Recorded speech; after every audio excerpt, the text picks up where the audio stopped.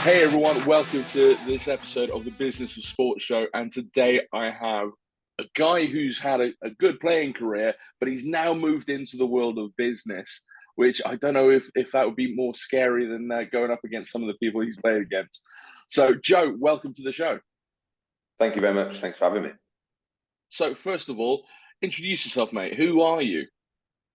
So I was Joe Gray, probably best known as Harlequins hooker. I spent 11 years of my career at Harlequins. I also started out at Northampton Saints for 4 years, and then I had a stint of a couple of years at Saracens as well. So generally London-based, Harlequins hooker. Also went on a few England tours and managed to get capped out in New Zealand against the All Blacks, which was amazing. And a few years ago, I started my own company called MyMaster, the home of sports recovery. So it's a sports recovery company that helps athletes reach their full potential.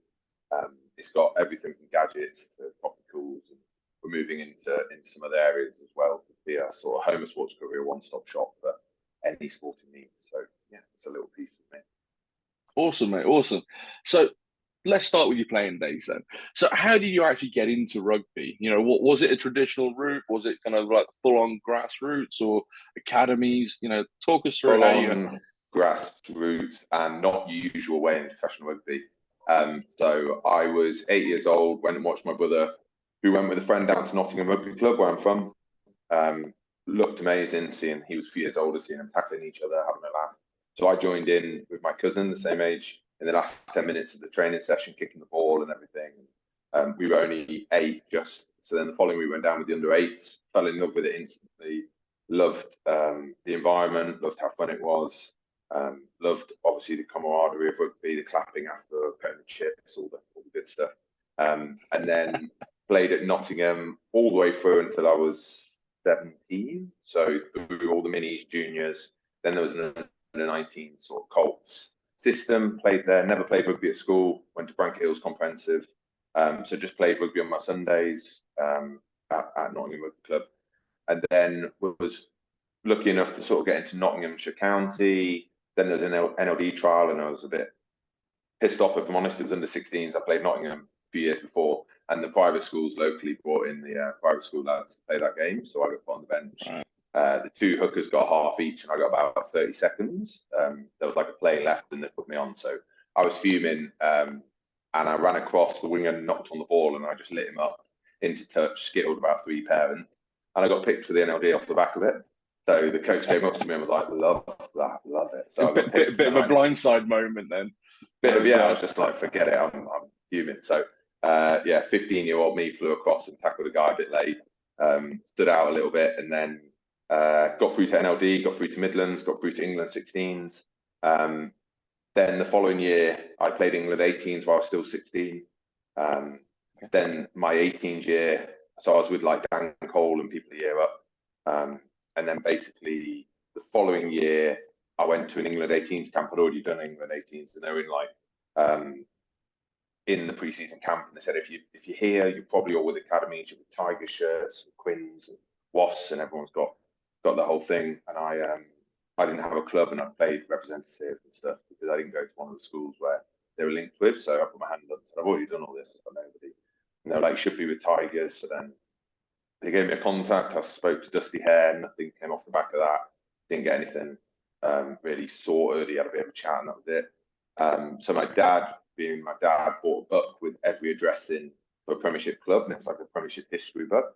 So we wrote a CV to every Premiership club, and this was back in the day without loads of email addresses being everywhere. So literally hand posted the first class stamp to every 12 clubs.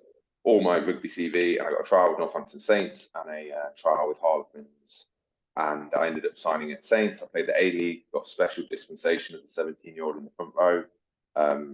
Really enjoyed it, really enjoyed the environment. It was an hour from Nottingham. It was an awesome academy.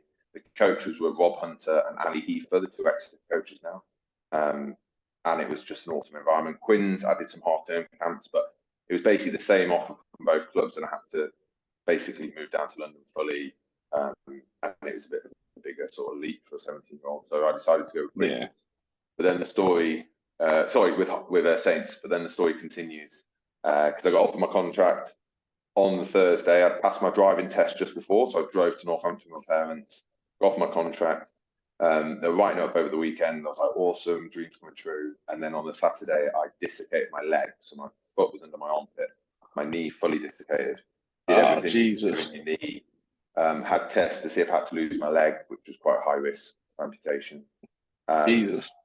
Yeah, I got told literally I was in hospital for about a month. I got told I'd walk with a limp and never run again. So rugby was off the cards, and that was the start of the next chapter. So yeah, after all that sort of graft to get there, and then that happened. So I hadn't signed the contract. I wasn't linked with the club, but Bob Hunter was awesome, and he came in and said, "Doctors don't know what they talk about. I broke my skull, got told I'd never play again." And he played Scotland Day and years of Premiership. He was like, "Just give it all and see what happens." Mum and dad were awesome as well. They were so supportive. But yeah, that's a little bit of how I got into it. And then luckily, about 19 months later, grafted to get back and played for Saints. And then that was the start of my real career. So a bit of a journey then, you could say. Yeah, the beginning was. I've had more throughout, but yeah. I mean, Christ, having an injury like that when you're just on the cusp of a career. I mean, I didn't do anything that dramatic, but I blew my knee out, did my ACL, MCL, and a few other kind of bits and pieces.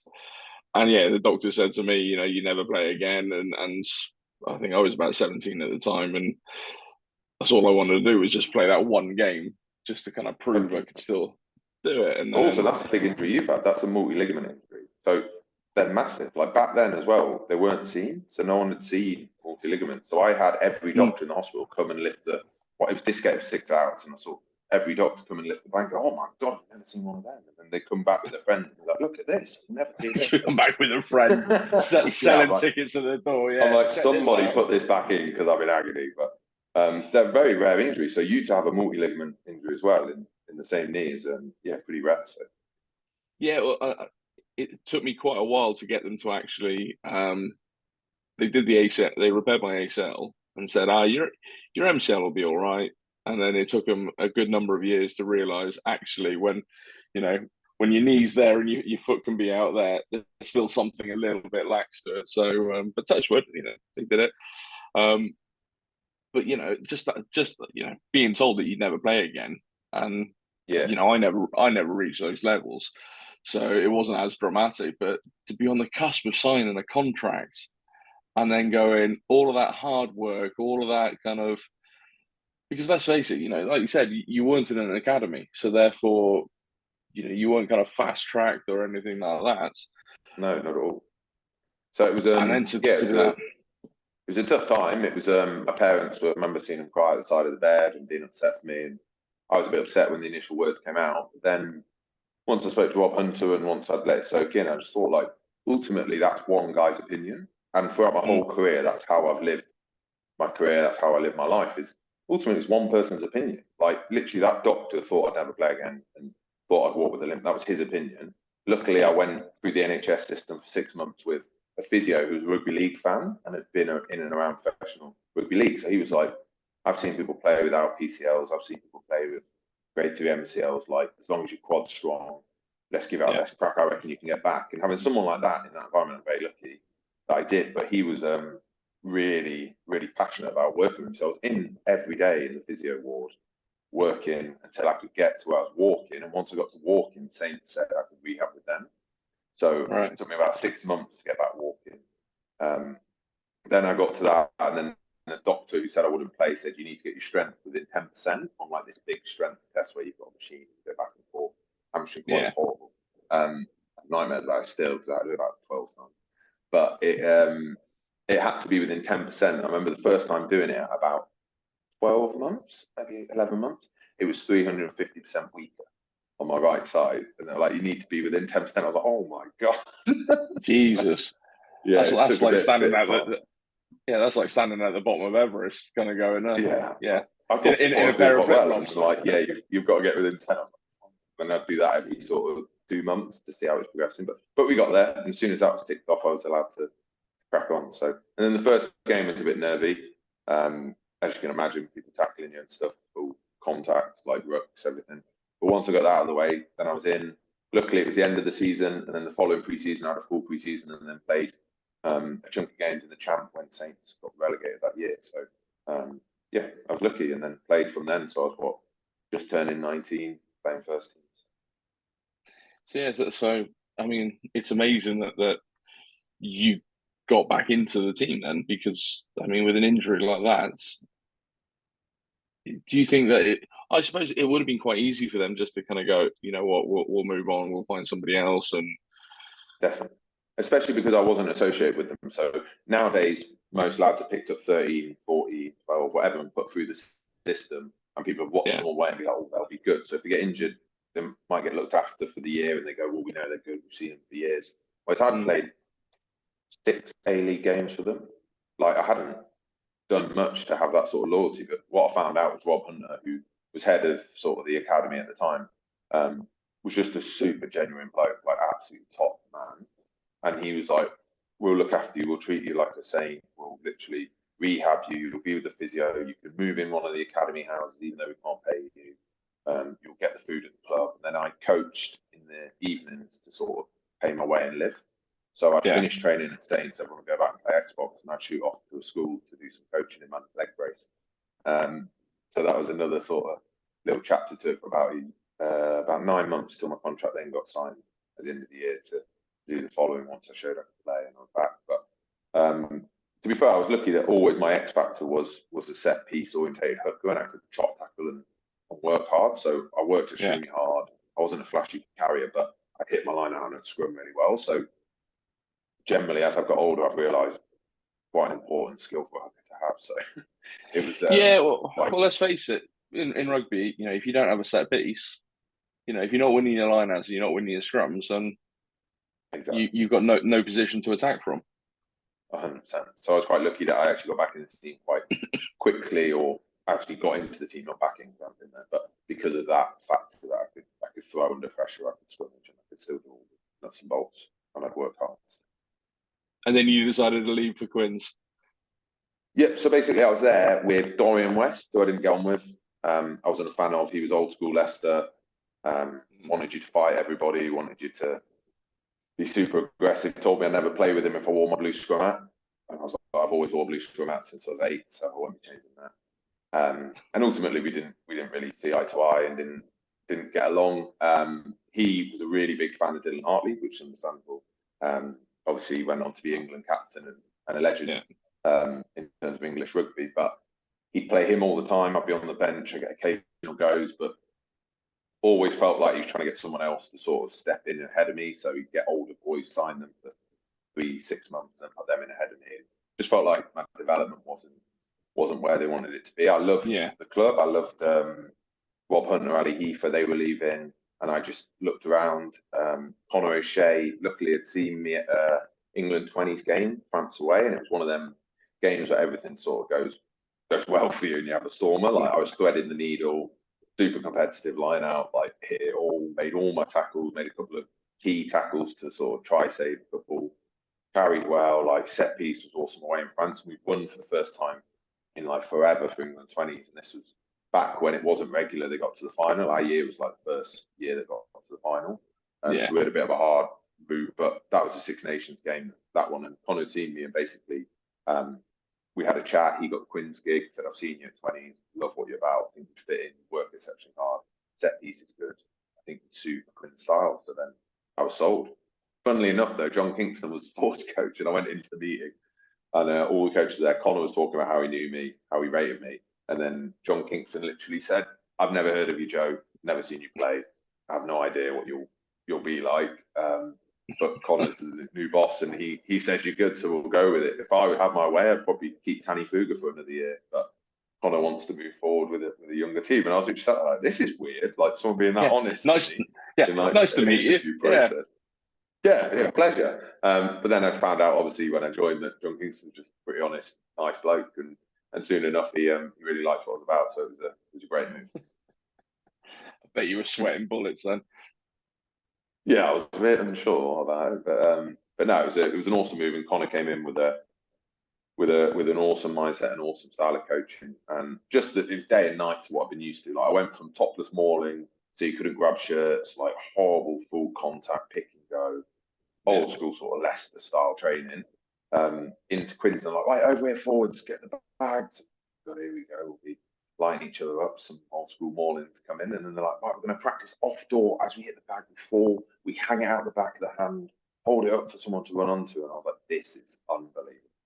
I was like, I've never been taught this. So it was just a total different mindset of playing, which suited me down to the team. So.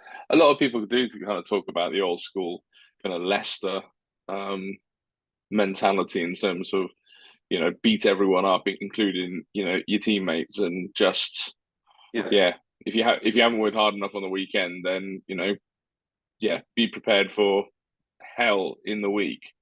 100%. And I've seen some bits where literally it'll tell someone to lamp somebody to see how they react, just to see if they're hard enough. And I'm not about that as a player. I don't want to hit one of my best mates to see if he reacts and fight.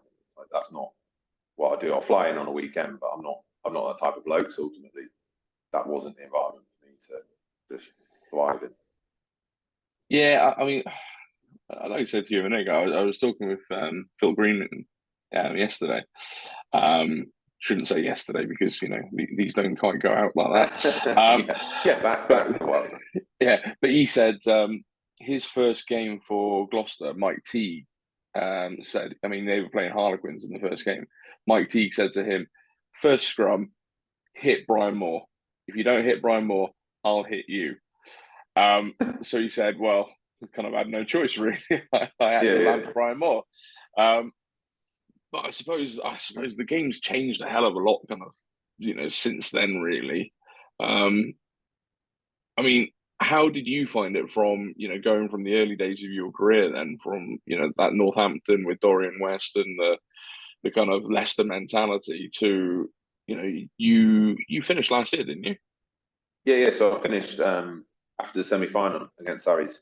That was my last game, and then I moved into a sort of coaching role mixed with my master, so half and half hybrid role, which is really exciting. But it changed hugely. The 16 years in between starting that early journey at Saints with my knee and sort of getting into the mix there to finishing, and it's day and night. Like even now, I look back to 2012 when we won the Prem, when they show highlights around that time of year, and it's crouch, touch, pause, engage. And literally, it's like flying into it from a metre away. And now, obviously, it's bind and a really small gap and a different load. But even that looks old school. Like you're hitting and flying around and trying to take people with you in a scrum. And it's just like looking back, that wasn't that long ago. But God, it feels like an age ago. But like even down to the training. So I'll give you a classic sort of old school session, like with a Roundtree or with a West or someone, one of them coaches would be Monday's full rugby. Then you probably finish with some line out, some more sets, maybe a bit of scrum on the machine. Then Tuesday would be pretty much live, like so you go full goo maul, scrum, like loads of it. Then into clear out, then into maybe pick and go. Then the afternoons team v team, a bit gooey as well. Wednesday's off. Thursday you do live scrums. At the end of the session, maybe 10 to 15. Some more clear out, some live mauls to make sure you prepped. Friday would be team run. Do 5v5 scrums. Saturday you play a game, do your live scrums contact. Sunday off, then do your week again. Now Monday, most clubs is a mapping day, so you walk through plays, you jog through, you get your menu sorted, you walk through line outs. You don't go live, you don't go up. Tuesday's a bit more live, you might do 5 scrums live, 5 or 6. Thursday's a fast day, you don't do any scrums. Friday you don't do a team run because you get it all prepped on Thursday. Saturday you play. So your weeks change from a 5-day week with heavy contacts every day you're in to a 2-day hard week, a day of learning, and that's your week prep really. And then you do your bit outside and your analysis. But they even now count how many jumps players have to make sure they don't overload them in the line out session. The max amount of jumps, max amount of front row scrums you can have. Back in the day, we did before games, we did live lineouts on the car park in the hotel. Like literally, you go out and do your live lineouts in the car parks, and the other team could watch you every week jumping on concrete. And now they're counting how many jumps you're doing on grass. So like it literally has changed so much. The sports science money, and it's for the good. It's for the better of the player. Yeah.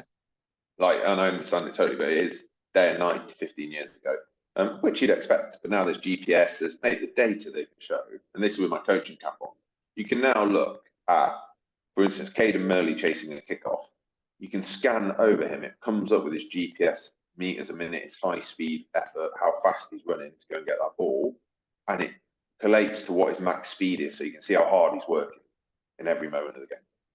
Which I didn't even wear GPS for.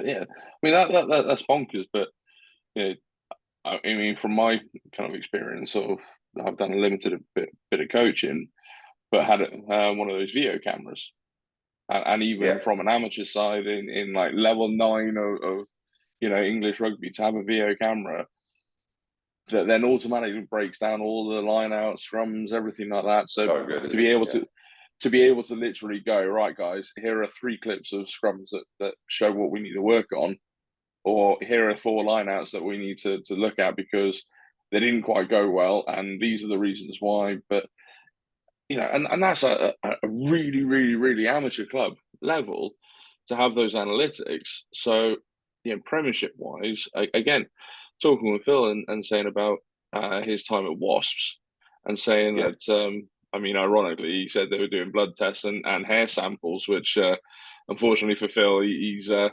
bit follically challenged at times. But kind of going right down to the science level of it, do you think sometimes that can go a little bit too far? Yes, yeah, I do. I think there's times where you go, especially with some of the younger lads, I think there's times they're needed for certain bits of sessions, but then the running meters might be slightly higher than ideal, but they have to go to loan clubs. They also want to play rugby, which then affects, they can't train at loan clubs, and it affects their prep for the Saturday. And there's like bits like that. Whereas when I was young back in the day, like I had a 16-year career, loads of my friends had injuries, so there's an argument either way.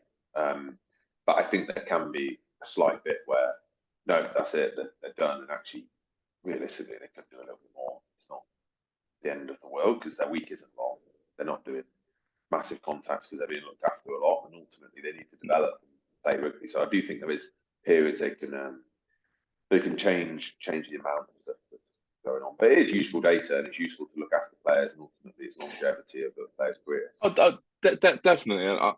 I was at a talk years and years ago where a coach was talking to the fans about all the statistics, percentage body fat from some players and things like that.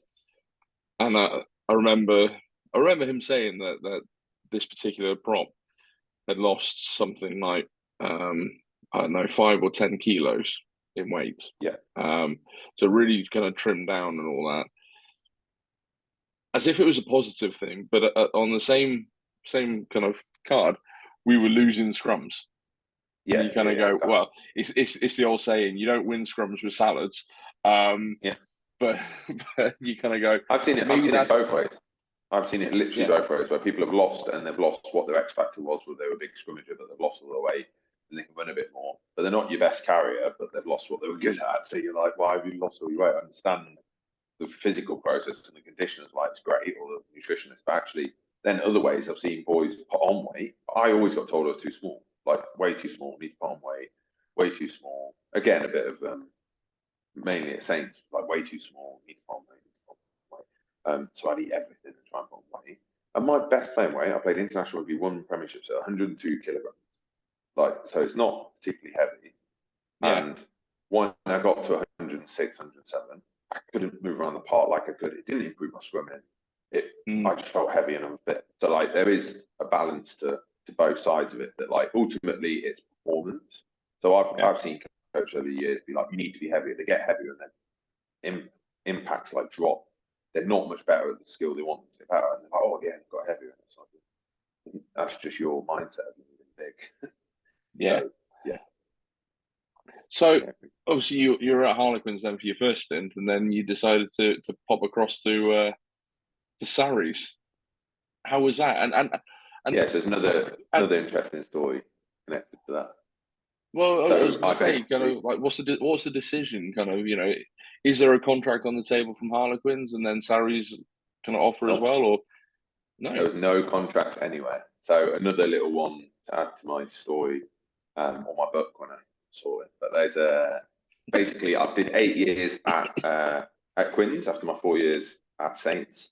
Had an epic time. Like joined with Connor. We won the Challenge Cup 2010.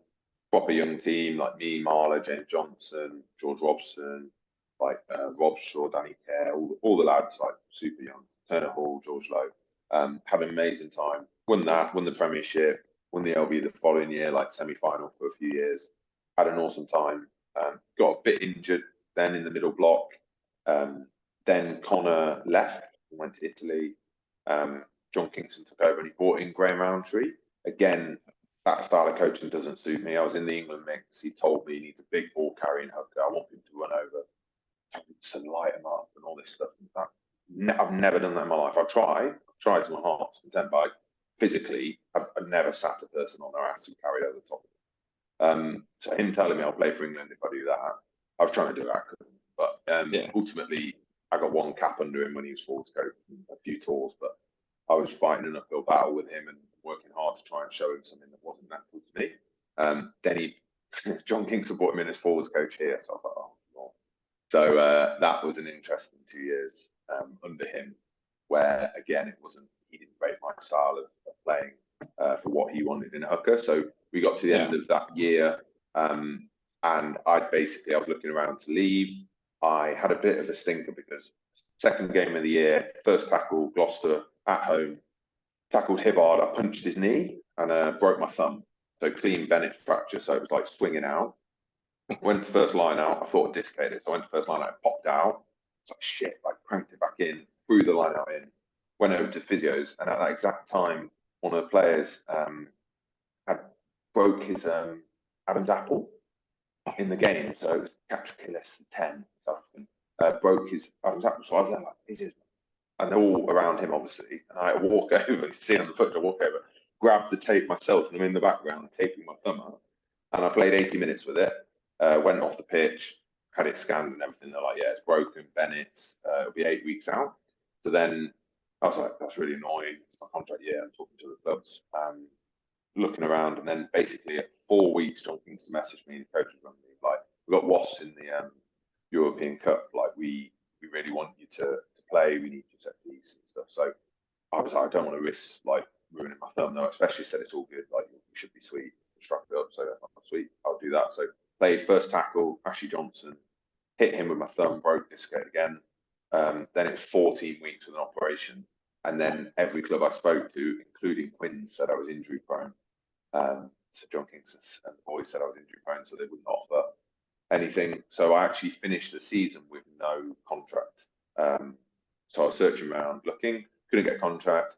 I'd been sort of holding off going to an Ealing or a Championship club because I was 29, felt I had more to give. And ultimately, when I was fit that season, I'd started every game. So it was one of the frustrating things, even at the back end of the season. Once I got fit, I was starting. So it was frustrating me, but I held out. We got to June. Then I basically went back to Ealing, didn't have a contract. I said, okay, he'll sign, but can he have a break?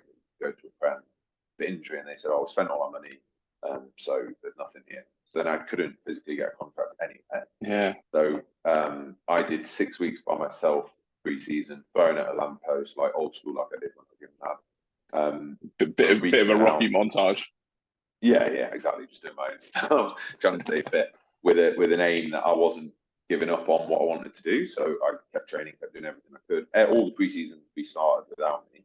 And then my friend basically said to me, I'd been waiting. Sally's had a neck injury to a hooker, on about maybe I'd go in an injury cover for the end of the season, start of pre-season, and then the hooker was getting better. Basically, like, don't think it's going to happen. So my friend said, why don't you just call Mark McCaw, and what's the worst that could happen? Yeah. So I got his number. I'd never spoken to him before. Called him up, said, Mark, it's Joe Gray, play for Harlequins, I was a hooker, played against you a bunch of times, you never spoke to you, but here you've got a hooker who's got a bad neck, like, can I come and train with you for free? Like, it'll keep me fit, it'll keep me in the loop. If he ends up not getting back from his neck injury, then I'm available for injury cover. If not, then I'll move on, but you've done me a favour by letting me train. And he goes, I love the balls on you for doing this. He was I was going to say that's a really ballsy move. Yeah. So he was put yourself out there. Yeah, and he was like, let me speak to the other coaches and I'll get back to you. I'm not sure what we can do. So about 2 hours later, he called back and then said straight to the coaches, they love the fact that you've just called out of the blue, want to come and train for free. We can't pay you, but you can come and train. We'll give you the kit. You can have food after training, and that'll be that. And we'll see where we go. So I did a month with Sarries, loved it. Like, it's all about work as hard as you can. Like, that is basically what you do. And my style of play and style of my career is like, I work as hard as I can. I'm not the most talented, but I'll like be a grafter for you, put a body on the line whenever I can. So it actually married up really nicely to my style of play, what I do in rugby. So I fitted in really well. I worked really hard. And then at the end of that month, basically, we were chatting about the other hooker. They weren't sure if he's getting back. And Northampton Saints rung me and said, we've got an injury to every hooker. We need someone for next week's pre-season game. Could you come in for a month's injury cover? I said, I can't come for a month. I've got a mortgage and stuff. Like, can we negotiate? I spoke to Sarries. They couldn't offer me anything. He said, wait a bit longer, like wait another 3 weeks or so and we'll find out. And I was like, I've got a mortgage. I've got bills to pay. I need to sort something. Saints offered me 3 months injury cover. So I had to go to them and sign. So it was great. It was awesome. Like, signed with them. Went and saw lads who I played with, like Dowson I've played with, and people who are now in the coaching setup, which is great. Went there, covered a few games, and then all the hookers were back fit about 3 weeks in. And then I was basically doing training numbers and stuff, which was good and fine, but I was commuting from South London. So it's like 2.5 hours each way to go and train every day. But it was a great experience, really enjoyed Saints. But at 6 weeks, Sarries rung me, so Kendo had gone there, Nick Kennedy, as their recruitment guy, and he rung me and said, the hooker's redone his neck. He's retiring, he's done. And he was like, we want to sign you injury cover for the rest of the year. We want you now, though. Can you get out of the extra 6 weeks? And I was like, 100%, I can get out. So I went and sat down with Boyd, who was a top bloke, and I just said, mate, this opportunity came. I really want to go. It's the whole year rather than the next 6 weeks. All your hooks are fit. Are you good? And he was like, in his Kiwi accent, was like, absolutely fine. He was like, love that. Go and enjoy it. And then literally 5 months later, won the double with them. So playing in the Champions Cup final, which was just unbelievable, sort of from the beginning of the year to that. So. Mate, that's bonkers, and I mean, you got to kind of think at the moment. You know, you've seen it over the last couple of seasons where squad sizes have really kind of condensed down. Yeah. You know, we've had obviously Wasps and Worcester. They're kind of situations that, you know, it's a much harder market out there for players because you've always got this new band of players coming through, and you know, it's. Do you think it's rugby's kind of got to a stage now where you know, there's not enough money in it? Yeah, I think it's got to a tough point in probably the last 3 or 4 years with the salary cap being brought down and the cost of your best players rising. So what you're actually getting is, in a rugby team, generally you have maybe 6 or 7 top earners, and then you have a couple of mid-bracket, but the majority are now lower earners to bolster your squad. And clubs are getting into difficulty when the young ones are coming through, developing into really good players, and then they're getting offered the big money at other clubs to be them players. So a Sinclair goes to Bristol with good money because you can't keep it. And people start to go different ways as a result of that. So it's becoming really tough for squads because ultimately each year you're trimming it down, keep your best crop and your youngsters who are building up, who will become your best crop in a few years. But it means that the average wage of players is actually probably dropping. I found that over the last 3 or 4 years. Average wage has dropped right down, but your top earners is shooting up. So it's a bit of disparity between it. Which, when you think about some players playing in the Premiership week in, week out on maybe 40 grand a year, and then someone else is in the team 700 with their sponsorships. You're in the same team doing the same job. It's pretty mental. But that's just the way the sport's going, and ultimately, then big names create the show moments and become the internationals as well. So. Okay, so talking internationals then. So you played Saxons. So played a bunch of Saxons, played a bunch of uncapped games where there weren't caps on the line. And obviously you got capped against New Zealand in a pretty close game. as So well. close. We lost with like 2 minutes to go. Pick and go in the corner. It was horrible. But yeah, New Zealand, Eden Park, like literally dream come true sort of situation. So. And I know you only got one cap for England, but I mean, do you kind of look at it and go, yeah, but I was capped against New Zealand in a really close game, like you said, Eden Park. I wasn't playing, some I don't know, some second tier or third tier nation just to kind of Yeah. make up the numbers. You were at the show. You were, Yeah. I 100% look at it like that. And I'm going to because I've only got one. But in my eyes, it was a couple of years before I could have got capped possibly against South Africa when I was in really good form. I didn't. And I look at it now and I go, if I was going to get one cap as a young boy, age 9, 10, dreaming of playing for England, who would I wanted it to be against and where? I probably would have wanted it to be against the All Blacks, facing the Hacker at Eden Park with the Hacker echoing around the stadium. And ultimately, I got to live out that dream, and it was unbelievable. Like, honestly, like, will live with me forever. One of my most proudest moments. I flew my mum and dad, my missus over with my match bonus. They came and watched it, went out, got pissed after, had an amazing time. But it had been, for me, it felt like it had been a long time coming. So I've been, started playing Saxons about 4 years before. So I've done South Africa tour, not got capped. I've done uncapped games. I've done Barbars. I've done Saxon Churchill Cups. I've done Saxon mid-season games. I've done quite a lot. That has to be frustrating. That just feels that you're on that cusp and you're just not getting that opportunity.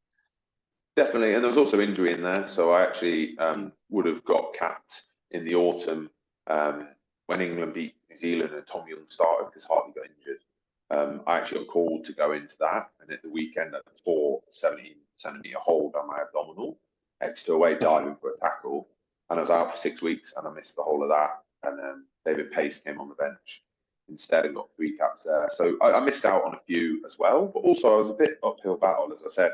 Graham Andrew was the forwards coach and ultimately wasn't the biggest fan of my style of rugby. So I was also fighting that, which, as I said, I come back to the doctor, like, it's one man's opinion. Like, do I believe I could have played international rugby more? Yeah. Am I extremely proud I've played international rugby?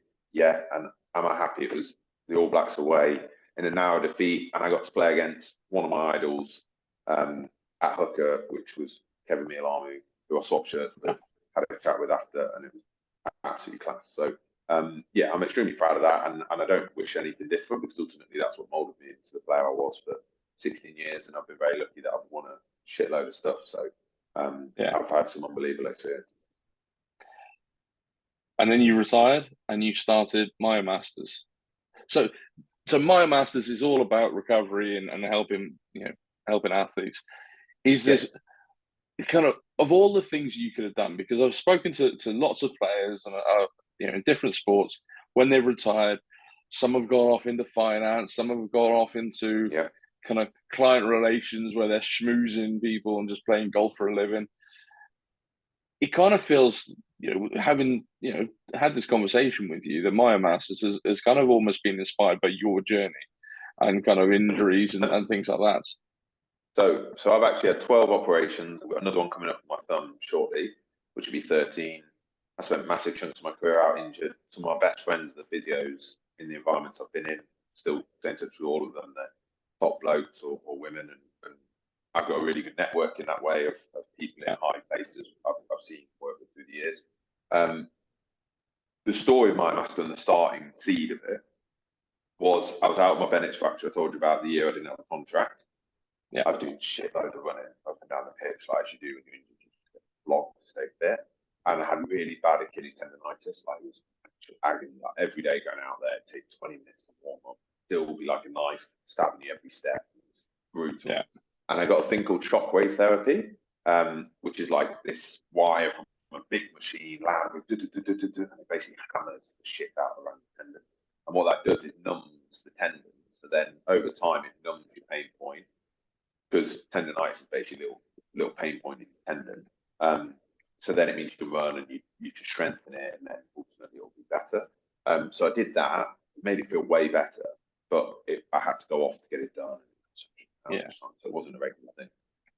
And I'm also trained up as a carpenter, so I did night college carpentry for a few years. So I'm trained up as an on-site carpenter. So I'd moved house. I was in a new house. I was doing my kitchen. I was coming back from my thumb, and my Achilles was on fire. I was jigsaw, like cutting a piece of wood to go in the frame in the kitchen.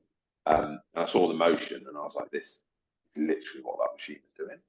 So I drilled, got the blade, like welded it down to basically a spike, put a stool leg in, welded that on, put it against my hand, felt identical, did it around my Achilles, pain was gone. I was like, I've just created this little fucking handheld thing. I've never seen it. You'd never seen a massager. They didn't exist. I need to buy a new jigsaw, but I've just created this. Yeah. I need to. Well, no, it's the blade, so I just swap it out and put my blade back in. So it was literally epic. So I took it into training the next day, used it in the changing room, bright yellow, make your ears bleed, loud as can be. Got destroyed by 60 lads in the changing room, as you can imagine. Like, what on earth I can imagine the banter in that change room. Jigsaw down my calf. What on earth are you doing? Then I went out and ran. Unbelievable. Like, didn't feel any pain. Totally fine. Came back in, and from outside I could hear going on. So I'm literally walking in the changing room, like, who the fuck's got my drill? Walk around, they're all using it on their backs, down their legs. This is fucking epic. What the hell is this? And Carl Sinclair goes, Grazer, fuck me, mate. He was like, I need this in my life now. Like, I need it. So he'd done like coaching and some appearance, and he got his wallet out, got like, I think it was about 300 quid out. He's like, I'm taking it home. Gave me the money. I was like, you take it, mate. It's my 70 quid jigsaw. Like, you can have it. So I handed it over, went to B&Q on the way home, bought another 70 quid one, made myself another. By like the end of the week, 7 lads were like, could you make me one? You make me one? Could you make me one? So I was spray painting them in my kitchen, trying to make them look not as dangerous. My dad was an engineer. He was like, you're going to get sued. He's like, you cannot be doing this. So he found some couplings to do with plumbing, quick release couplings that we then welded in, and it clipped in and out with different heads. And that was the initial seed of my master. Brilliant. And then my wife was a bigwig in the city, so youngest ever board member on M&C Sarchi, youngest ever member on board of a bunch of things, which was like mid-20s. So she was pretty class, and we sat down and started discussing it. And she was like, "You've got knowledge of it, like professional sport, international level, of what recovery you do, how to rehab from injuries, how to prep best for performance." She did marathons, hockey, lots of different other sports with all her friends. She was like, I know none of that. I get injured all the time, and I don't perform, I think, to my best ability. Why don't we do a company that isn't just sell some jigsaws, but actually encompasses a whole, like, how to improve performance with protocols, with equipment, with education? And I was like, that's such a good idea, and it doesn't exist. And even today, like, our end goal still doesn't exist. And this is several years down the line. It took a few years of prototyping, and then even the first bulk order of massagers, no one would make them for me because they didn't understand what it was and how to do it. So I got a jigsaw half made without the end, and then I screwed another end on I had specially made to create our first massager. And then I was at Sarries at the time. Sarries bought them. We sold out a show. We went to a cycle show at the Excel. And that was the beginning of my master. But we actually launched with 4 products straight from the off. Now we have about 10, with more coming every few months. But just to give some context, that was a few years ago, and probably 2 years, where my wife quit a job and went full time on it. We now have a team of like 4. I do half a week on it. We did Wimbledon. We're official recovery partner of Wimbledon in the summer tournaments. We set up a recovery hub on massive. Yeah, we've sold into Man United, England Rugby, Premiership League, football, Leeds United. Like, yeah, it's been insane. Like, sold in Selfridges. So the journey's just been unbelievable, and it's just amazing to see how many athletes actually want to know how to be better, because ultimately, I'm extremely driven. I want to be the best I can. My wife is. What we do is we're the only company in the world that are developed and created by elite athletes. So we send all our prototypes out to the elite teams and sports people. They feed back, and we don't come to market until it's signed off by everyone. So nowadays, you go on Amazon, you can buy a 50 quid massager because it blew up. Like, our massager is the quietest in the world, the strongest in the world, has a unique head to physio developed. Like, you won't find anything like ours. So we get loads of shows, loads of events. People come up, I've got a 50 quid one. They try out, so like, I'll take that one actually. Mine awful in comparison. Same with our compression, it's over double the compression of anybody else. Same with our balm, it's the strongest. So basically, our USP is it's the strongest, and generally why? Because because physios and athletes are asking for that in the elite environment. So then we trickle it down. But it's been an unbelievably exciting journey, and we're only just getting started. We're only just starting to rev up. Mate, just from a jigsaw doing the kitchen. Yeah, Brilliant. yeah, and that's I've still got the video and share it around and stuff. But it's it's awesome actually when you look back at that initial yellow jigsaw. It's just ridiculous. But now we're pretty slick, I say anyway. So yeah, well that's the thing. I mean, I've seen other athletes using the MyoMaster products before we even started having a conversation about you coming on the show or anything like that. The Stolten brothers and people like that, all using the stuff. And I mean, I've tried not to play too much over the last couple of years because I'm built for comfort, not for speed, and injuries, shoulder, knee, neck, all of this. So I've looked at things that how can I actually just feel human in the morning as opposed to anything else, and I think that the recovery market has just absolutely blown up over the last few years. So it's becoming the fastest growing segment in sport. So second fastest at the minute. But also the thing you said about injuries. So over 60% of people who do exercise get injured every year. So if you actually think of the number of people that is, they get injured every year. Yeah. And generally the research is showing it's down to poor preparation or poor recovery. So therefore you're doing your exercise when you're not fully prepped already, or you're stiff, etc., or tired from the day before. So recovery is becoming a huge thing, and something we believe in at MyoMaster. And our logo is like a Y in the middle. Is it's 3 dimensions. So ultimately, everybody knows about training. Find a training program online, train. You know how to run a marathon, do weights, whatever.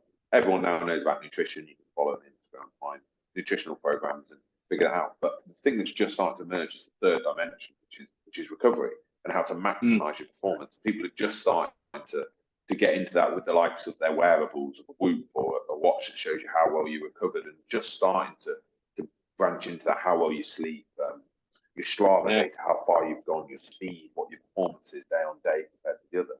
What's really exciting is people and teams are using our products and seeing how much it's improving their performance with their wearable data, which is awesome. But that shows where it's going in the next few years. And we're just excited. It's becoming. We're in the midst of it.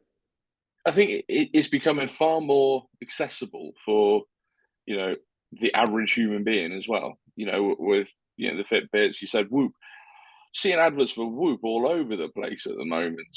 And again, people. It's trying to make it accessible as well. So when we first started, we basically launched, and at the same time, Theragun launched, and theirs was £600. And I was like, I'm a professional athlete, and I would never pay £600 for a jigsaw massager, which theirs was a jigsaw massager as well at the time. And we were selling ours for 250, I think, and they were flying, like absolutely flying, because it's a bit more. It's still expensive, still a considered purchase, but definitely more accessible than £600. It's like half the price, and now we definitely pride ourselves on all our equipment being the highest quality. We give 2-year warranty. We give like the longest money back guarantee, so you can test it. But we also come in under the average cost of most of the products in the market. We're pushing that quality piece massively. That accessibility is a huge one as well. Yeah, I mean, I've worked with companies where they've had massage guns as part of their kind of product range, and they've been selling them at ridiculous prices, or rather, I say selling them. I've never known them to actually sell one because they're so ridiculously priced.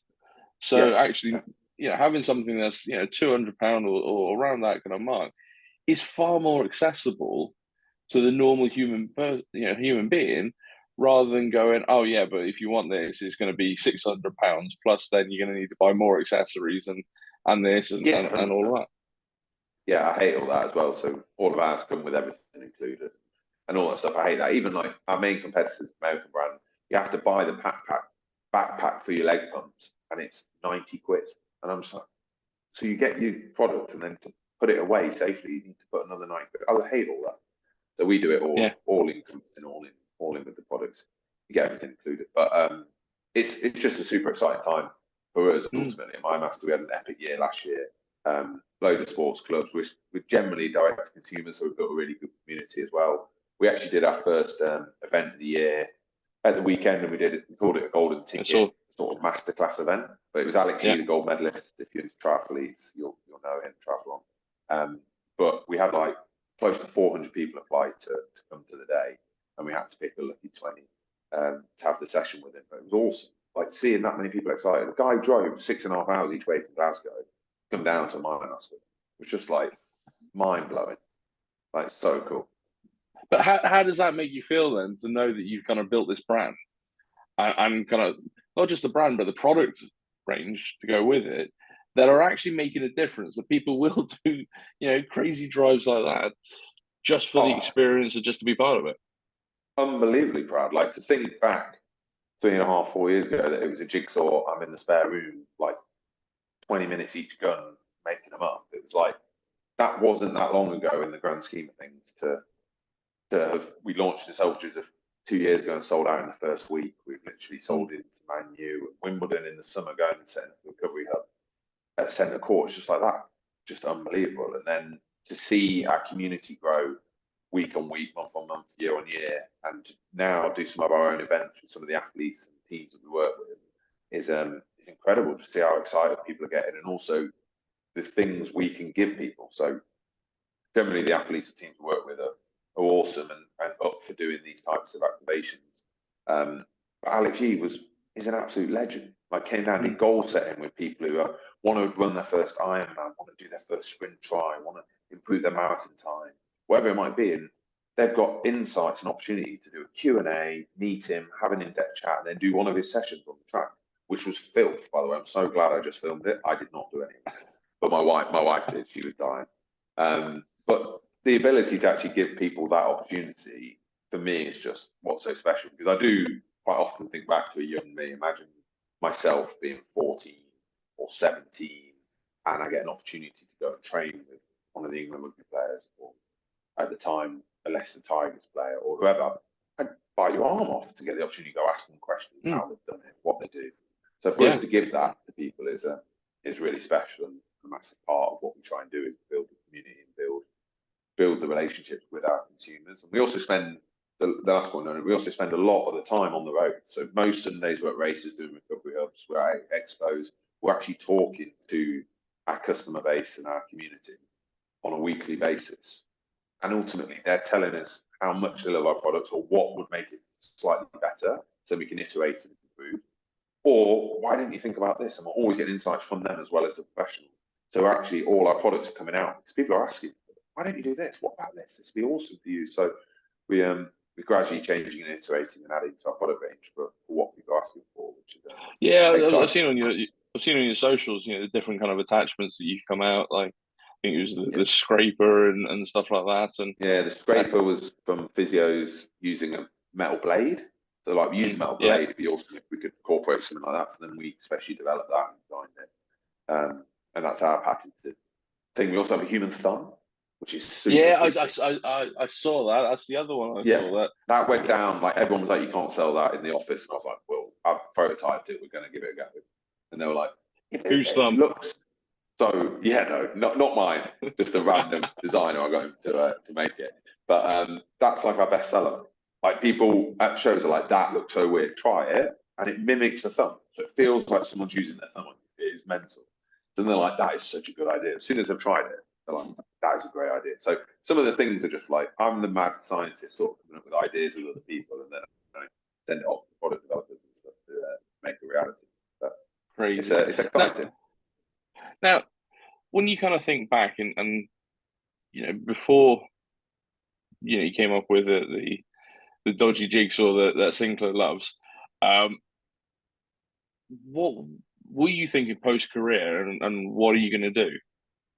Coaching. So from 18 at Northampton School for Boys, loved coaching. Wanted to be a coach, wanted to stay around rugby, and I'm very fortunate that I coached throughout my whole playing career pretty much. So I've done it for 10 plus years through different leagues and different structures, and I've done national leagues, Wimbledon, Barnes, been director rugby, done forwards coach, head coach, like gradually built up over the last few years. So probably last 6 years I built up to where it was several nights a week. Saturdays, if I wasn't playing or injured, I'd be there and running the actual program and how they want to play, what we're going to do, and getting coaches sort of within that conversation with me. And then last year, when I was finishing out a few offers of different coaching roles to go into, so I was looking around at different opportunities, and I was lucky that basically Harlequins I see as my home. Like I played 11 and a half, almost 12 years here out of 16, like pretty much missing that year. And just so it's been a massive part. Won 2 premierships here, like huge part of this culture and what this club's about. I love it. So an opportunity came up here where they're doing an official partnership with the Scottish.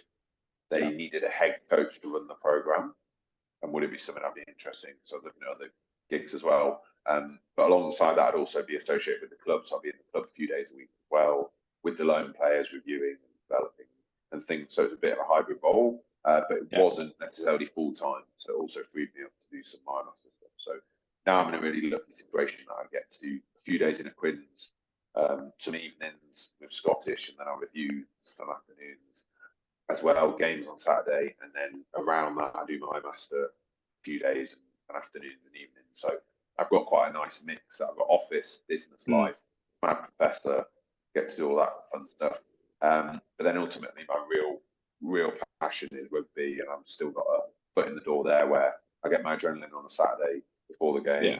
I get to see players develop and improve, especially at Scottish. We have an exceptionally young team because we have some loanees from obviously Harlequins, but also a very young squad that we signed at the end of last season. So they're developing week on week and seeing them improve and listen to the coaching advice is really, really good. I'm really enjoying sort of both sides of it. Ultimately, which way will I go? Will I go full-time Mire Master or full-time coaching? I'm not sure at the minute. I'm enjoying that I get the opportunity. I was going to say, what's next for you? You know, what's on the horizon? Yeah, I think as it stands, I'm enjoying the mixture because I'm very lucky that I get to do both, and I'm really passionate about both. I don't know where we'll go if Mire Master keeps growing at the rate it is. It might be that I step into that and I go back to more of a social capacity of coaching. I think I'll always coach rugby. I think I'll always be around it. Like I haven't had the massive blues of retirement. I think that's because I went straight into coaching, straight into the group of lads. Also see my mates here at Quins still for coffee, so not cold turkey straight away. Yeah. I think that's been a massive part of it, rather than finish going to the office every day. I haven't had that massive change, which I know gradually probably will happen at some point. But or I go into rugby and an opportunity comes that I get to go into a first team environment and develop and move into that, which again I'm very passionate about. And I think it depends what happens first to where I go. So. Mate, it's been one hell of a journey, hasn't it? Yeah, it's been interesting. I like telling people the story because most people have no idea of it. Well, I mean, you know, from the kind of early development and the injuries, the setbacks, to the ups and downs of a professional career, to selling Sinclair a dodgy jigsaw. A yellow jigsaw. By the way, I missed out on that story. I sold it to him and we were going to play Bristol away that weekend, and for a 2.5-hour bus journey, he had it on non-stop. Didn't care that people were screaming it and yelling it. He just had his headphones on, up and down, people trying to sleep. So that went down like a shit sandwich. Everyone was like, "Grazer, what have you done?" But it's not my fault. I would not be doing it on a bus. Oh mate, I can imagine that as well. That's a long bus trip for that. Mate, he did not care either. He just literally had his Bose noise cancelling and was just going. And boys are trying to sleep. Like, mate, you're killing us. So, that was funny. No wonder you come out with one that's really silent. Yeah, mate, that was the biggest feedback. Like, make it quiet. So we have the quietest now. We're pretty happy with it. Oh, fantastic, mate! It's been incredible to talk to you, to hear that journey, and to kind of see where you're going now. Because like I said, I've seen the Mire Master products, and they're just blowing up all over the place. So really, really good for you, and I'm really pleased that from doing doing something in the kitchen to, I know. It's a true story, isn't it? The kitchen table to the business, but it's been exciting. It's been an amazing journey. Been hard work, but very rewarding. And yeah, thank you very much for having me on. I really enjoyed it, and it was great. Absolute pleasure. Thanks for watching, guys. Make sure you subscribe to the channel and check out our future episodes. But yeah, check it out. Joe, where can people find you on socials? So I'm Joe Gray _2 on Instagram, and then it's just MyMaster if you want to check us out, and it's mymaster.com for our website. But yeah, make sure we'll put all the links and everything in the description. But yeah, thanks for watching. Make sure you subscribe to the channel, and we'll catch you soon. Cheers, guys.